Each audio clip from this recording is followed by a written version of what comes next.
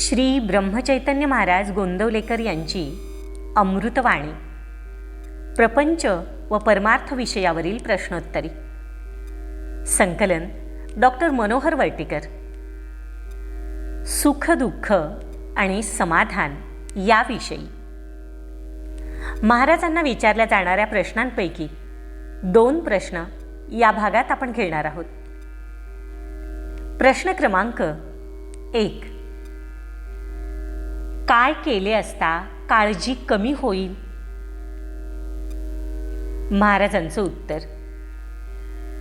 काळजी कमी करण्याचा रामबाण उपाय म्हणजे आजपासून आपण काळजी करण्याचे अजिबात सोडून देऊन तेवढा वेळ भगवंताच्या स्मरणात घालवावा. असेल तर असू दे, नसेल तर नसू दे, अशा मनाच्या अवस्थेत जो राहील त्यालाच काळजी सुटेल. सद्गुरु दर्शनाने पूर्वकर्मे पापे जळून जातात व तुमची पुढची काळजी सद्गुरु घेतात. तेव्हा पाठीमागची आठवण काढत बसू नये. काळजी करणे म्हणजे भगवंतावर भरवसा नसणे होय. एकदा भगवंतावर निष्ठा ठेवल्यावर मग काळजीचे कारणच काय?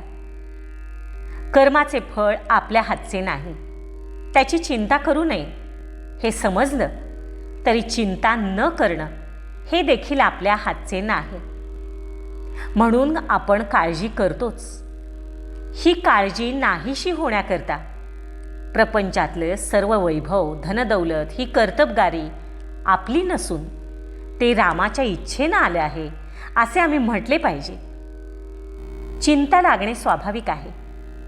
ही कल्पनाच आधी आपण मनातून काढून टाकली पाहिजे. आपली चिंता का सुटत नाही या प्रश्नाचे उत्तर अगदी सोपे आहे.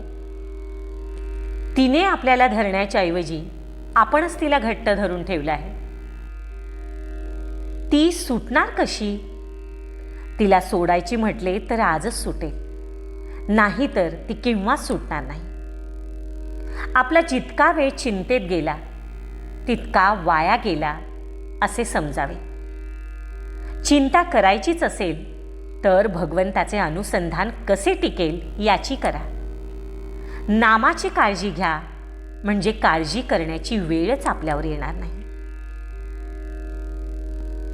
प्रश्न क्रमांक 2. कित्येक वेळा पैशामुळे काळजी वाटते, तर काय करावे?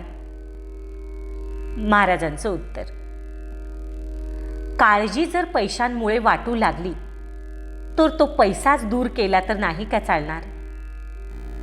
नारायणाच्या स्मरणात लक्ष्मी मिळवली की ती नाश न करता आपल्या आनंदाला कारणीभूत होते. लक्ष्मीची पूजा करण्याआधी नारायणाची आठवण करावी म्हणजे काळजीचे कारण नाही. उर्वरित प्रश्नोत्तरी पुढील भागात. श्रीराम जय राम, जय जय राम. व्हिडिओ लाईक करा, शेअर करा, सबस्क्राईब करा आणि कमेंट्सही जरूर करा.